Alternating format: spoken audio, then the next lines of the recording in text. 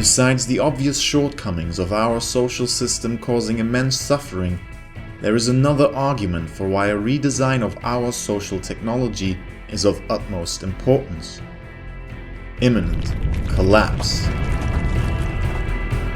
There are 4 major global crises on the horizon which threaten the continuation of our society and our very existence. Financial crisis will be the direct consequence of the continuous expansion of the money supply.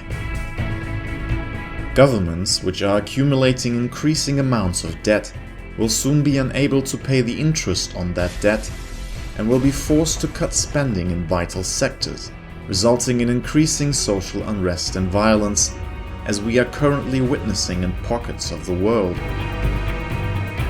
Additionally, private debt will increase, which will cause people to be less willing to purchase goods and take new loans, which will further lower the population's purchasing power.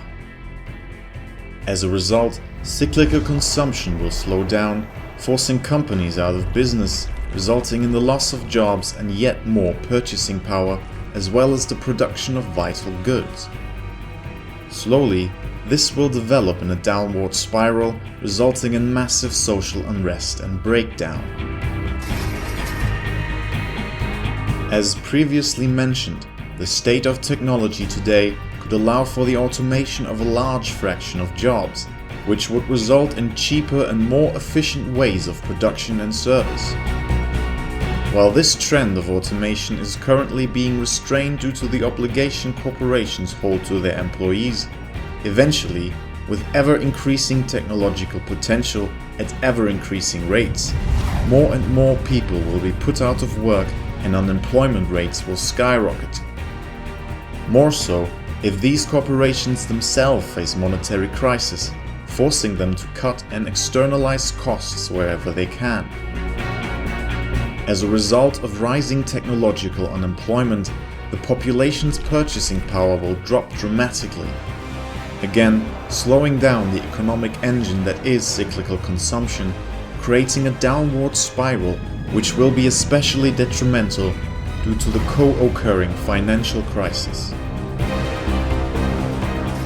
The financial and unemployment crises are closely related and fit in the same category, as they both emerge from the realm of societal institutions alone and not from the interaction with environmental conditions. Essentially, these crises revolve around the halting flow of capital caused by inherent flaws in the institutional constructs. They are thus formed in the metaphysical, while resulting in horrific real-life consequences. In contrast, a crisis which is based in the physical world is the imminent energy crisis.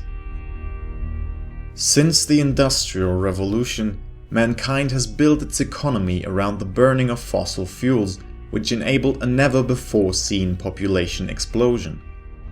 Oil, in particular, has become an absolutely essential fuel for our industry due to its energy density, low freezing point, and its use in synthetics.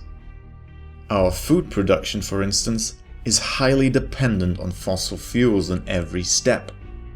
First, oil-powered machines drive over the soil to plow and plant. Next, more oil-powered vehicles apply fertilizer made from natural gas and pesticides made from petroleum. The plants are irrigated with the use of electricity, mostly generated by burning fossil fuels. The plants are then harvested and transported using more oil-powered machines. The products are finally packed in plastic, which is made from oil, and are then distributed to local stores. Estimates of the net energy balance of agriculture in the United States show that 10 calories of hydrocarbon energy are required to produce 1 calorie of food. Oil, however, is a finite resource, which took millions of years to form from fossilized organic materials. With increasing demand, the extraction of a finite resource is best described by a logistic function. This means that at some point the extraction rate of oil will reach its maximum and then continuously decline. This phenomenon is also known as peak oil and was first described by the geoscientist M. King Hubbard in 1974. While recent technological advancements in hydraulic fracturing and horizontal drilling have increased the amount of recoverable oil, this development will only postpone the inevitable. To go beyond the peak of global oil production has dire consequences for industry and therefore society. As a result of the increasing scarcity of oil, the prices for gas, food, and many other commodities, including electricity, will skyrocket.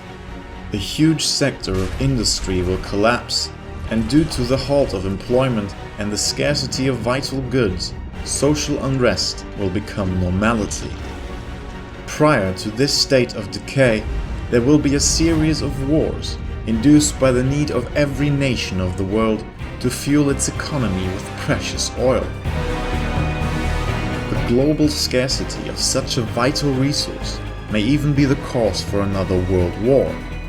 And with the destructive power of today's weaponry, this could very well be the last war mankind will be fighting. One might hope for the rise of human ingenuity and devotion at the face of such a major crisis. However, in order to divert this crisis, humanity would have to construct a huge array of infrastructure and machinery that produce and run on renewable energy. This undertaking would itself require vast amounts of energy that would have to be produced by fossil fuels. If we reach the point where the remaining available energy is less than the energy required to erect the infrastructure of a novel energy paradigm, social breakdown is inevitable. The fourth crisis humanity is facing, the environmental crisis, is as fatal as it is complex. While this crisis is a collective of all negative environmental impact of industry, which affect the ecosystem to the extent that it threatens humanity as a whole, which for instance includes the freshwater crisis and the rise in colony collapse disorder of honeybees, the flagship of threats to our ecosystem is certainly global warming. Global warming, or climate change, is caused by the output of vast amounts of greenhouse gases, mainly carbon dioxide, in the atmosphere, resulting in the increased absorbance of the sun's thermal radiation. This process is known as the greenhouse effect and results in a global rise in temperature. While the occurrence of climate change is generally accepted, despite scientific undisputed evidence, there are still a substantial number of individuals contesting human influence as the cause of global warming.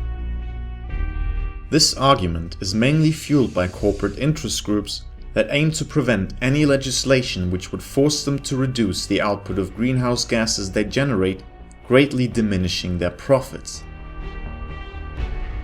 While the origin of global warming is fairly simple, its effects are as vast as they are fatal.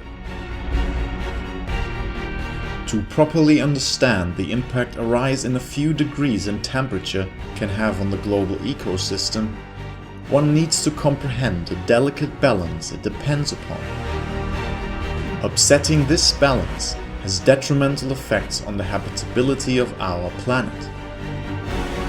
In regard to global warming, this includes rising sea levels resulting in global floods, a change in weather conditions including heat waves resulting in droughts, or increased heavy precipitation resulting in floods, an increase in intensity and duration of tropical storms and hurricanes, glacier retreat which may increase local volcanic and seismic activity as well as reduce local water availability, the release of huge amounts of methane currently stored as methane hydrates in permafrost soils, which would further accelerate the greenhouse effect, a change in ocean circulation which may have dire consequences on global climate, the increase in ocean heat content and the acidification of oceans due to increased levels of carbon dioxide upsetting the marine biosphere, The list goes on and on.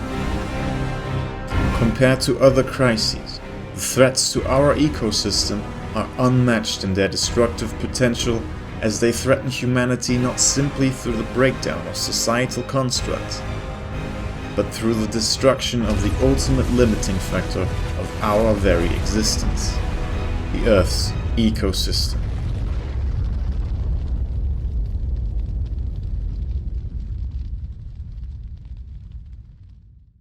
In the face of these crises, humanity can live in denial, revolt in anger, bargain for borrowed time, wallow in depression, or finally accept that they are simply the materializations of a destructive condition rooted in our minds.